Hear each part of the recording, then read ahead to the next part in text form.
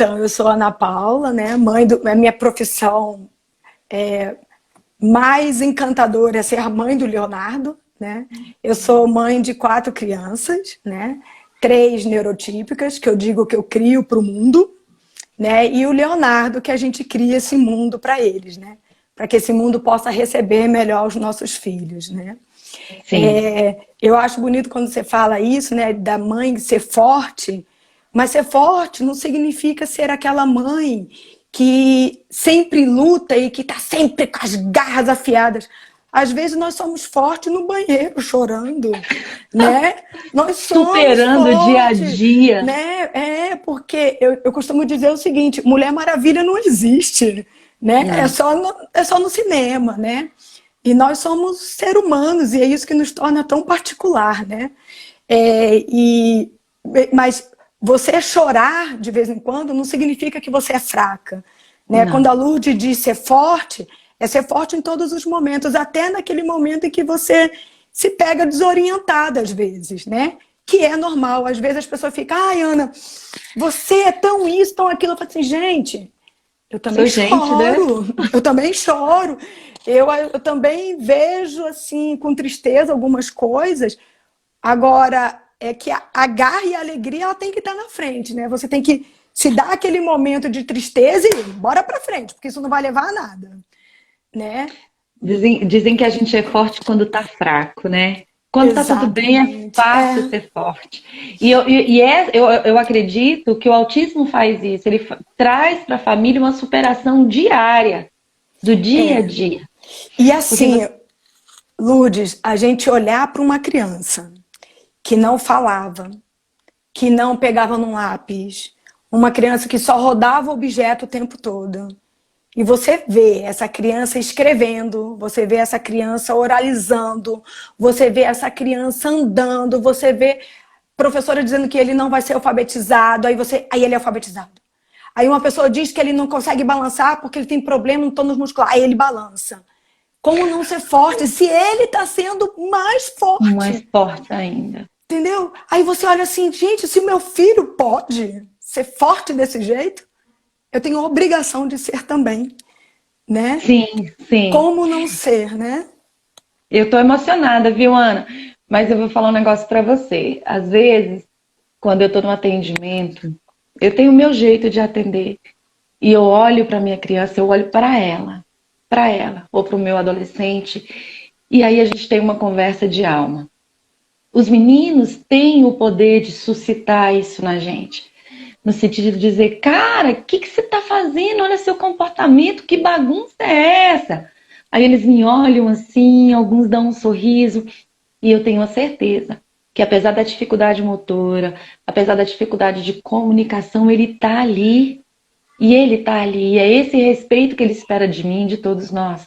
Então, eu vejo o autismo mexer muito. As pessoas, Lourdes, tem essa questão encantatória. Não, eu sou muito séria no meu trabalho. Mas eu tenho uma relação de afetividade muito grande com os meninos. De tentar alcançá-los.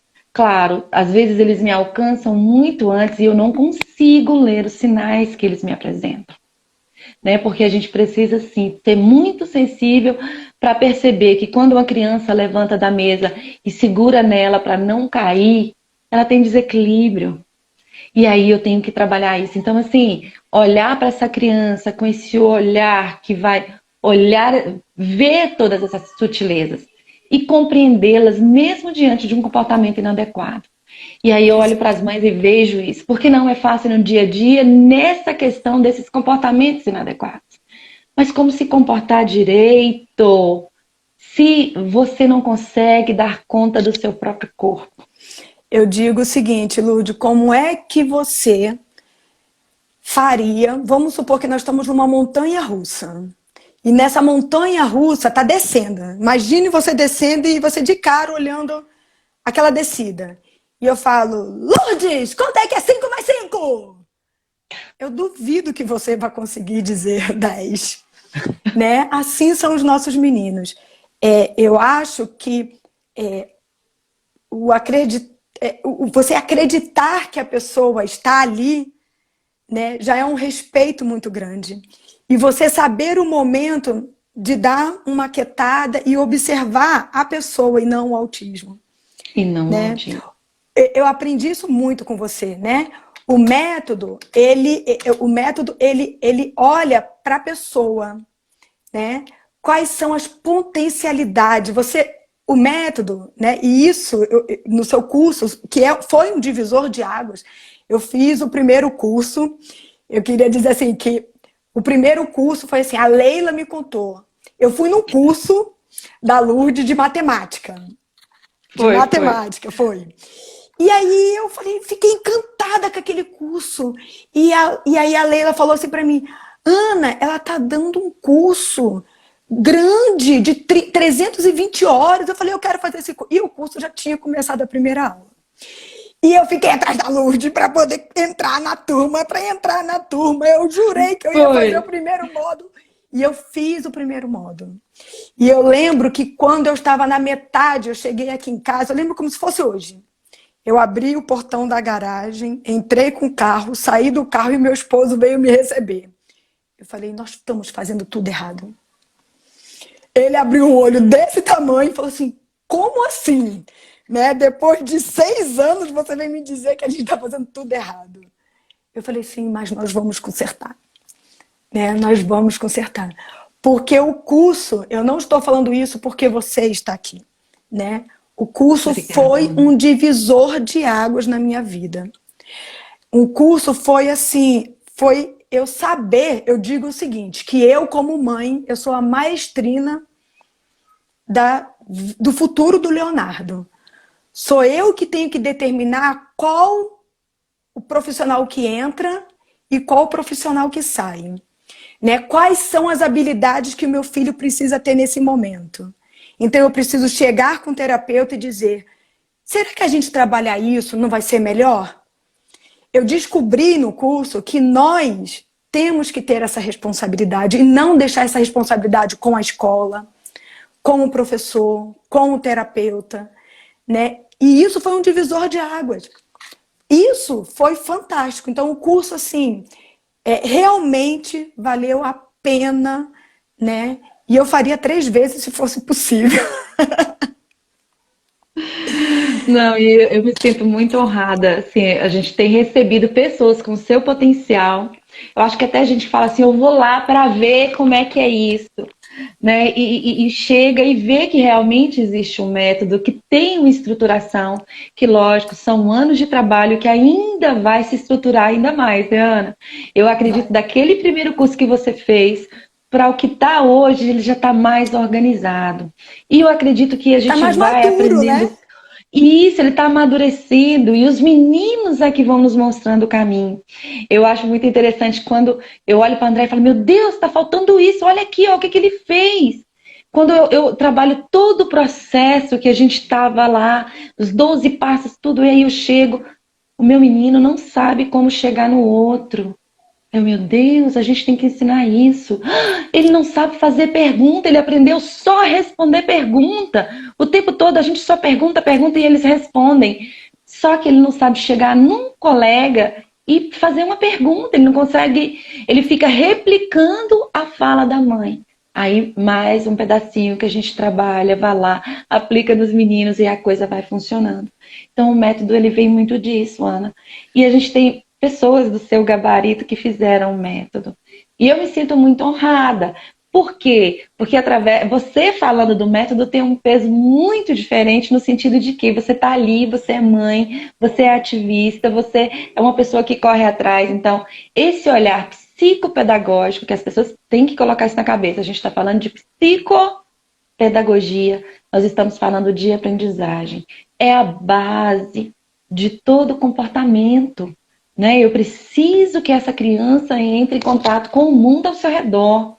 Fazer um trabalho mais mecânico, sem que ela participe, e sem que eu lance um olhar mais afetivo, mais, como é que se diz, mais apurado para ela, eu não consigo fazer a inserção dessa criança no mundo.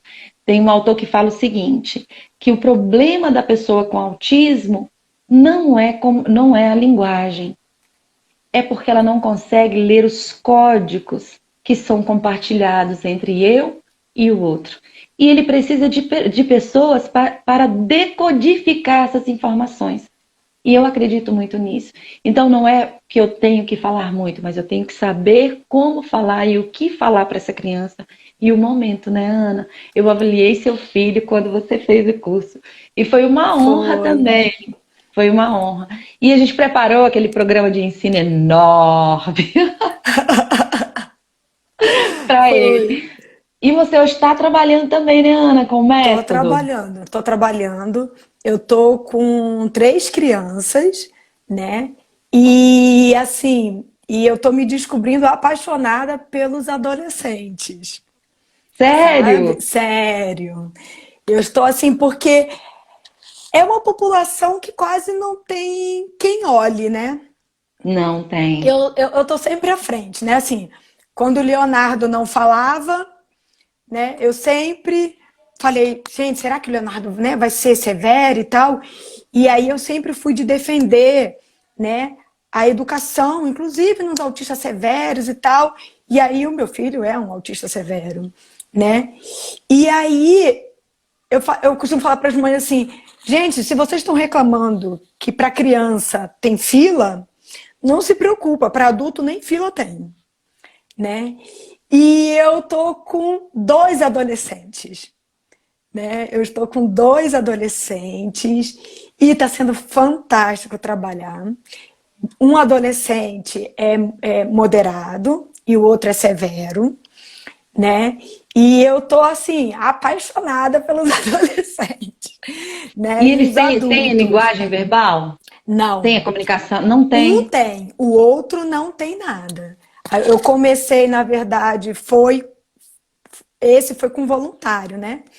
Eu comecei porque o que acontece? Ele era um autista agressivo, né?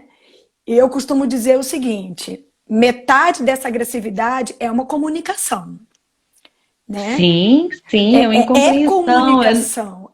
Uhum. Você, vamos lá, você com uma dor de barriga na China. O Você que não você vai faria? falar chinês, o que você vai falar? Você vai mostrar a barriga doendo, você vai dar um jeito de se comunicar. E eles também querem se comunicar, só que não sabem. Né? Nós não ensinamos eles a se comunicarem. E aí eu comecei com esse adulto, eu falei assim, eu vou fazer uma comunicação alternativa em um adulto. Muito trinta e legal. dois anos. É isso. Eu falo que não tem um Não, tempo certo, não tem, as pessoas colocam muito isso, a gente não. sabe. 32 anos e ele se comunicou, né? E ele aprendeu, né? Nós fomos e ele hoje se comunica com a comunicação alternativa. E aí eu falei, já estou aqui, né? Então vamos lá. Deixa eu pegar Muito aqui legal. o quadro de habilidades, né? Do método Dias Presotti, lembra aquele quadro, né? Extenso de habilidade. Vamos ver o que ele tem e o que ele não tem. E aí nós estamos indo, né? Nós Que estamos legal. indo e ele tá aí, assim, aí o que acontece? É um adulto, né, que foi trancado dentro de casa, né, e, e ele é agressivo. Aí eu não é agressivo, né, ele tá se comunicando, ele não tá aguentando isso, né, o mundo dele tá muito estreito, e ele é muito grande para ficar com o mundo estreito, a cabeça dele tá ali, né, eu percebi que ele estava ali. E aí eu acabei me apaixonando pelos adultos. E precisa dessa estruturação, né? A gente sabe que precisa de uma estruturação, precisa que você decodifique o conhecimento para chegar até ele. Essa questão do adolescente, a gente, aqui na clínica, quando eu olho para a pessoa e eu vejo só o comportamento dela, eu não estou conseguindo vê-la. Essa é a sutileza. Não estou dizendo que o comportamento agressivo é só uma questão de comunicação, porque eu, às vezes, eu acredito que a comunicação ela está muito ali. É igual você fala. Você imagina, eu vou te contar uma história. Teve uma mãe que estava com a gente e eu achei assim, muito interessante. A filha não se comunicava, estava com 13 anos, e ela começou a se comunicar com palavras. Aí, um determinado dia, ela chegou para a mãe, virou e falou, cabeça. E a mãe, o que foi? A cabeça? Doendo. E aí ela chegou para mim e falou assim, Lourdes, eu ia sofrer Era dia de crise, a gente já tinha percebido que os sinais da crise estavam todos lá. Mas quando ela me falou que a cabeça estava doendo, que eu providenciei um remédio, ela se aquietou. É exatamente isso que você está acabando de falar. É. Eu preciso observar esse comportamento de onde é orgânico e onde é comportamental. Porque o orgânico, ele tá ali, as pessoas, é tudo. Não. Às vezes essa criança está tentando dizer alguma coisa, ou está tentando pedir ajuda, e a gente não sabe como, e ela traz o comportamento inadequado. Como que apresenta essa crise agressiva? De que forma? Diante de algum desejo dele, só na hora que ele quer algo, né? A qualquer momento, porque você vê que pessoas que estão ali a qualquer momento, tá brincando com algo, e de repente ela vem, joga tudo. E aí eu tenho que ter essa sutileza, né, Ana? De olhar Sim. essa pessoa que apresenta esse comportamento em todos os momentos, independente se ela está feliz ou não, eu tenho que olhar para uma questão mais orgânica. Aquela pessoa que o comportamento dela é direcionado para as pessoas ou para determinadas situações, ela pode estar mais no controle. Ela pode querer dizer um não e não consegue. Então, essa questão eu acho que tem uma coisa muito embolada, muita coisa da pessoa com autismo. A gente vê várias teorias, várias abordagens. Que o tempo todo o autismo vem o quê? Em primeiro lugar. Conseguir perceber que existe alguém ali que sente dor. Porque o que a gente ouve? Autista não sente dor. Autista não está entendendo o que você está falando. E isso, E a criança está ali ouvindo tudo isso que você está falando, né? E ela está captando. No início da live eu falei, eu recebi uma ligação de uma adolescente hoje que diz, olha, eu aprendi a palavra cenoura com a Lourdes. Gente, como que ela lembrou que ela aprendeu essa e várias tantas palavras comigo? Eu aprendi a me comunicar com a Lourdes, ela nem está mais com a gente. Hoje o trabalho dela é só a nível de acompanhamento psicológico, ela não precisa mais do psicopedagógico. E assim, essa menina, quando isso chegou, que a Andrea veio, gente, eu fiquei emocionada muitos dias.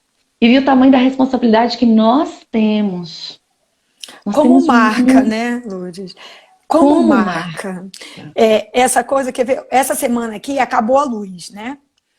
E aí o Leonardo estava muito nervoso porque acabou a luz, ele queria televisão e a luz acabou. Como aqui em Sobradinho a luz não acaba várias vezes, ele não estava entendendo que a televisão precisa de energia. E aí eu falava, Léo, acabou a luz, não tem luz. Aí eu ia lá e ligava a luz para ele ver que não tinha luz.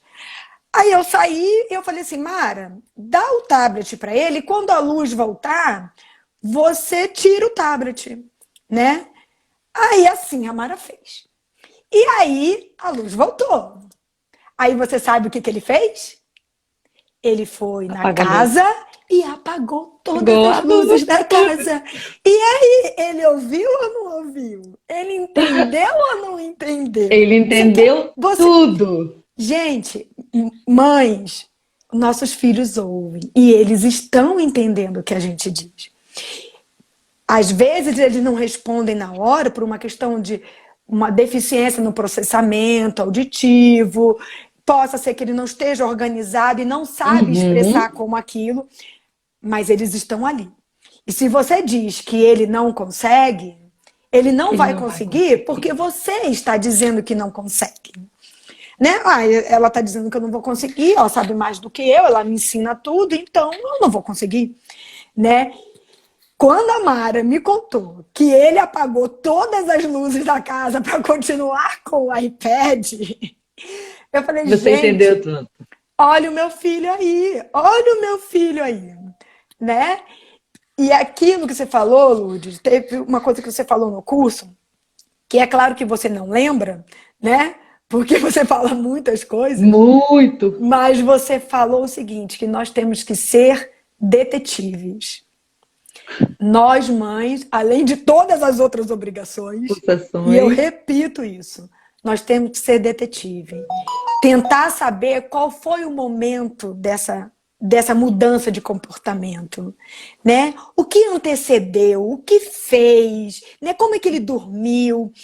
E a outra coisa é que nem sempre eles vão conseguir expressar o que eles estão sentindo. E aí eu vou usar uma frase de uma autista leve, né? Ela falou que uma vez estava com fome e ela estava muito incomodada, mas ela não sabia o que estava acontecendo com ela.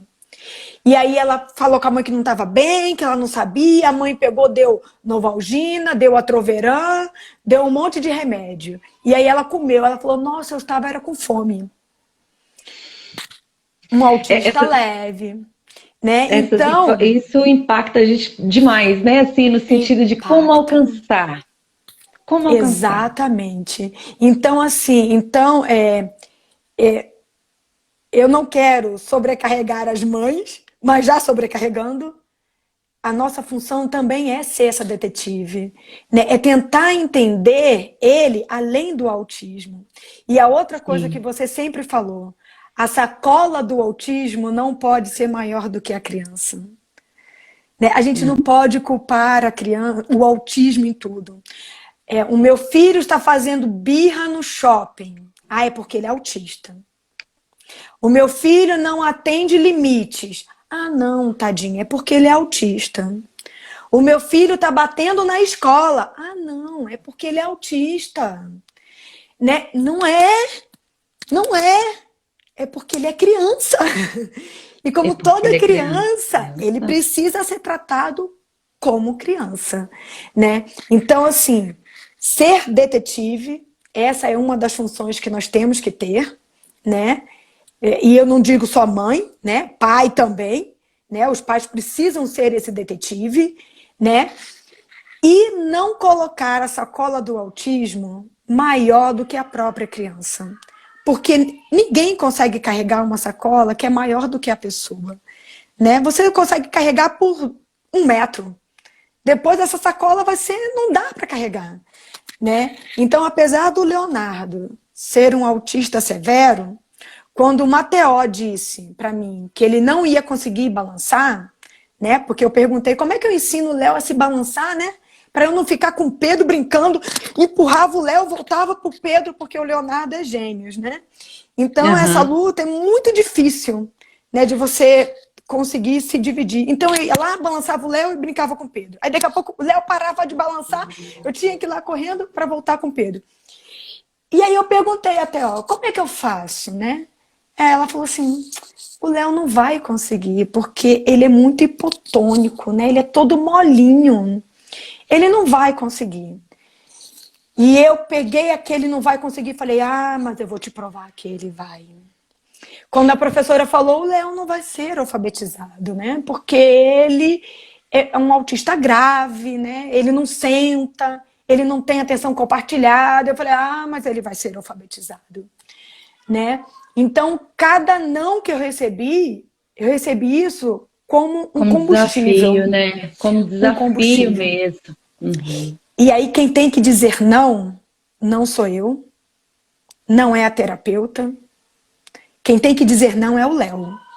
Depois de eu tentar várias vezes e de várias formas. Se eu tentar de várias vezes, de várias formas, e ele insistentemente me diz não, ok. Se eu perceber que eu tentei tudo, né? Porque a gente tem que reconhecer também o limite do outro. O limite, né? Do outro. E nós temos que reconhecer. Mudar de estratégia, né? Que é o que você falando. Eu já tentei tudo de diversas formas e não de um único modelo e dizer que o problema está com a criança. Exatamente. Porque a gente não pode fazer isso, né, Lourdes? Como é que eu posso dizer que o problema está em quem está aprendendo e não em quem está ensinando? Né? Eu gosto muito. Nos cursos eu falo muito da modificabilidade cognitiva. Porque a modificabilidade cognitiva, ela não coloca a dificuldade na criança. Ela diz que a dificuldade é do professor em alcançar aquela criança, independente de ser professor ou terapeuta. Ou seja, às vezes aqui na clínica a gente conversa e eu digo isso para a Andréia. Somos nós que temos que buscar a estratégia. E aí a gente tenta diversas vezes, de várias formas, até encontrar uma estratégia que seja mais tranquila para aquela criança e que ela aceite melhor. Eu acho que dentro do transtorno do espectro autista, eu não gosto muito de caixinhas, é exatamente por isso. Por quê? Porque se eu vejo ele como ser único, como alguém que tem potencial, eu vou ver que eu é que tenho a obrigação de encontrar as maneiras de alcançá-lo. Então, isso é muito claro na minha mente. De que forma? Eu vou, a criança dá uma birra, alguma coisa acontece. Da próxima eu vou tentar diferente, da outra eu vou tentar até eu encontrar uma maneira de que ele consiga ficar bem dentro da terapia. Então, esse é o caminho, viu, Ana? E você trabalha com comunicação alternativa, que pra gente, do método Dias Fresotti, não atrapalha em absolutamente nada. Se complementa. Nada. Porque... Isso que eu ia falar, tem muito pai que fala assim, não vou iniciar a comunicação alternativa porque eu quero que ele fale. Ana, deixa claro aí, por favor, que faz é auxiliar nesse repertório, não retirar. Olha, eu vou falar uma coisa para vocês. O Leonardo, ele só balbuciava, né? Uhum. E aí eu falo que Leonardo como é que se fala? Um sobrevivente de uma mãe louca. Porque eu tentei a comunicação alternativa algumas vezes. Até que eu falei, tá bom. É eu que não tô sabendo ensinar. Fiz o curso. Quando eu comecei, pronto, ele aprendeu. É a prova de que o problema não está em quem recebe, está em quem dá. Em quem dá. Em quem dá assistência, né? E aí, o Leonardo, ele só balbuciava, né? Quando o Léo começou a fazer a comunicação alternativa, né?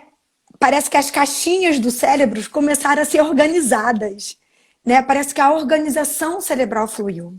E eu lembro que a primeira palavra que o Léo falou, que eu quase tive um troço no coração, foi Gabriel, né? Que é a casa da Vivi, né? Porque lá tem piscina. E ele queria, né? Ele queria entrar numa caixa d'água, né? Que era uma bacia. E ele foi lá, pegou a fotinha, né? Da comunicação alternativa e falou Gabriel, né? E eu gritei, o garoto levou um susto, porque eu não esperava ouvir a voz dele. Eu ouvi a voz do Leonardo, né? E o Leonardo estava com 6 anos, né? Ele estava com 5 para 6 anos, quando eu ouvi a primeira vez que eu ouvi a voz do meu filho. Hoje, ele não usa mais a comunicação alternativa, né? Hoje ele já fala até inglês, né? E eu não sei nada de inglês. Eles têm uma facilidade imensa para aprender esse inglês. Eu acho que é porque a gente não fica exigindo que ele fale correto, né? O inglês, aí eles acabam aprendendo indo para lá. Só, né? E aí, então assim, gente, do fundo do coração, não atrapalha. Na verdade, faz uma organização mental muito grande. Muito a primeira grande. vez que o Leonardo botou ele ainda não falava. Ele botou eu machuquei barriga. Gente, eu pensei, meu filho tá tendo dor de barriga. Né? Eu machuquei barriga. Falei, meu filho tá tendo dor de... Gente, eu fiquei tão emocionada que eu chorei naquele dia. Que eu falei assim, agora eu pelo menos não vou atropelar o meu filho. Porque se ele desse uma crise ali na hora, eu ia falar, que foi, Leonardo? Como se ele pudesse responder. Que foi, Leonardo? Você tá assim? Não, para com isso. Vamos botar de castigo. Né? E eu falei assim, meu filho tá com dor de barriga. Eu peguei o Atroveran e dei o Atroveran para ele, feliz da vida. E eu falei, muito bem, Leonardo, eu entendi. Você está com dor de barriga, né? E como você mesmo diz, né? A comunicação é a base para o aprendizado, né, Lourdes? Eu ia falar novamente, né? Eu pareço, como é que se diz? Eu fico o tempo todo nessa, mas é porque não tem outra saída. Preditor de desenvolvimento, gente, é comunicação. Assim, de todos os estudos que tem a longo prazo com pessoas com autismo, os preditores todos é comunicação. Comunicação. Como viver no mundo sem compreender minimamente esse mundo. E a comunicação alternativa, ela nos traz isso. Então, assim, o método, ele ajuda muito no processo de comunicação, porque a gente entende a forma como isso vai acontecendo e por quais caminhos a gente passa. Mas colocar essa criança dentro do processo de comunicação, seja ele um Libras, né? Seja ele um tablet, gente, não interessa qual é o instrumento, né, Ana? É o melhor instrumento para aquela criança. Mas a gente não pode deixar ele ficar sem a comunicação. Eu Não. grito isso. Porque como que essa criança se comporta diante de um mundo onde ela não se reconhece e não reconhece o outro? Onde ela quer algo que ela não sabe o nome. Como que ela vai dizer, eu quero tal, estou sentindo tal dor, vamos para casa da vovó, aqui tá doente. Quer dizer, como que ela vai estar no mundo sem fazer parte dele, sem conseguir fazer essa leitura básica? Eu sempre digo, preditor de desenvolvimento, eu não, as pesquisas, né? É comunicação. E aí a comunicação alternativa, ela deveria estar nas escolas, ela deveria estar em todos os ambientes. Porque a maioria das pessoas dentro do transtorno do espectro autista que tem um quadro comportamental mais severo de agressividade são pessoas que não têm nenhum tipo de De comunicação. comunicação. Isso é É o que você falou, imagina um ser humano, imagina você, né? Você é mãe, você é pai, imagina você sem poder se comunicar, sem você poder gritar, menino, vem pra cá! Imagina você não se comunicar.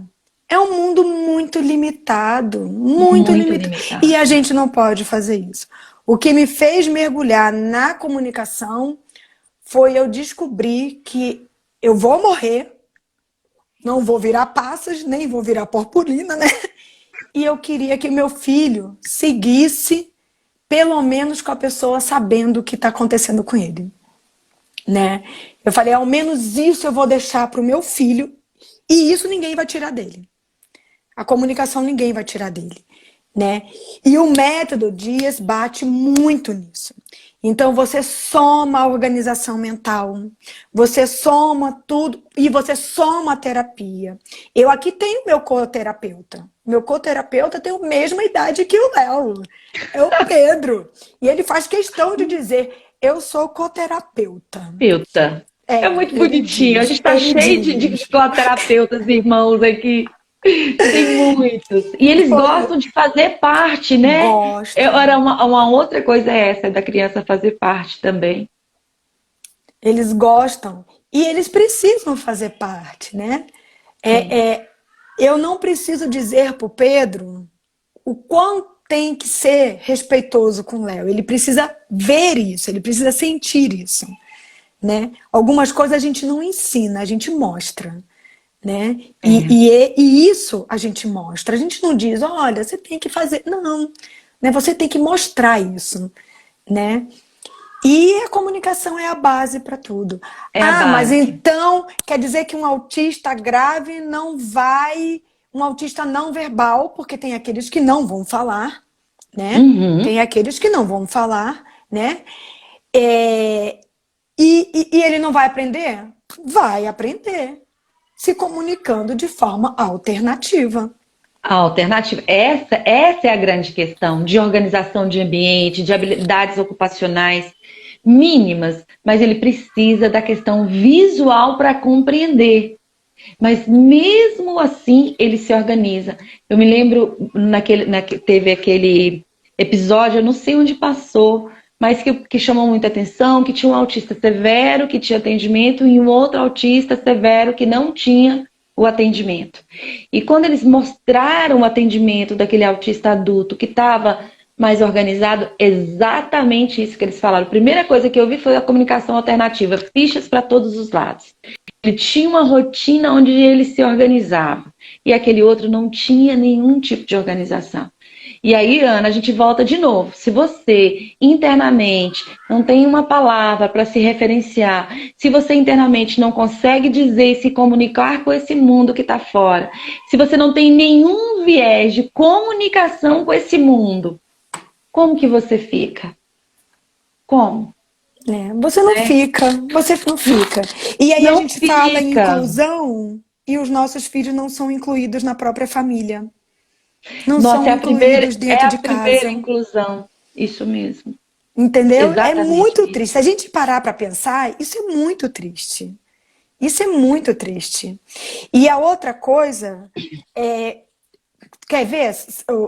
Eu falo para as mães, assim, as mães dos pequenininhos, né? A gente, a gente, né, tem que estar virada no 360, né? Pá, pá, pá, pá, e corre, vai, e faz.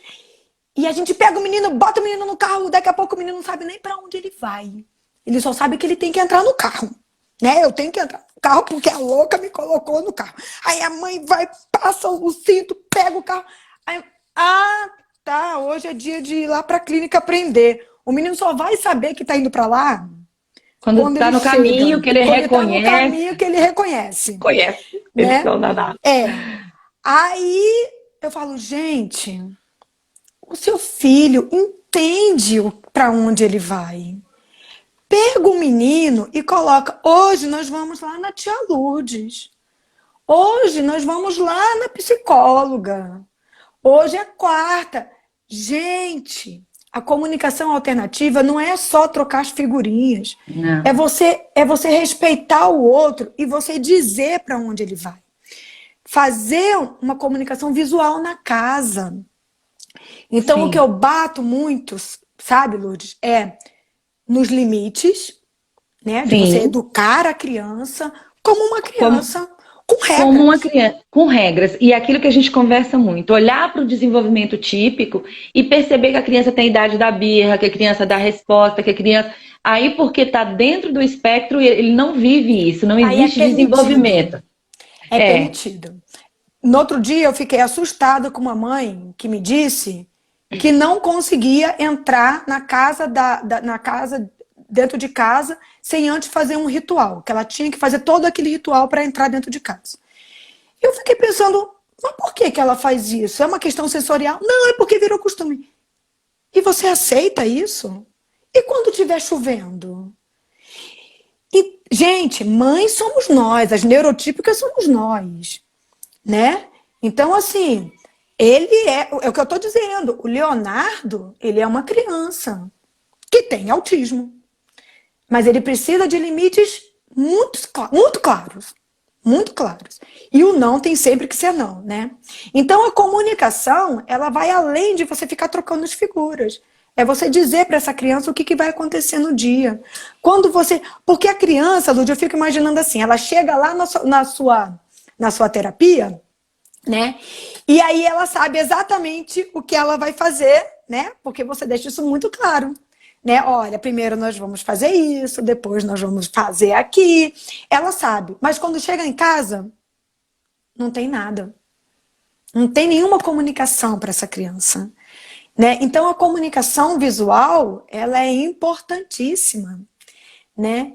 E eu falo isso para as mães, gente, olha, duas coisas são importantes nas crianças pequenas. Eu até criei um grupo de mães de até 6 anos de idade. Porque sério.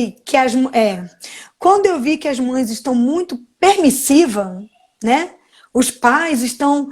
Quando eu vejo uma criança de 5 anos determinar, né, o que vai fazer, eu fico assim, gente, eles crescem e ficam fortes, né? Ficam fortes, Ficam é verdade. fortes. E a gente vai o quê?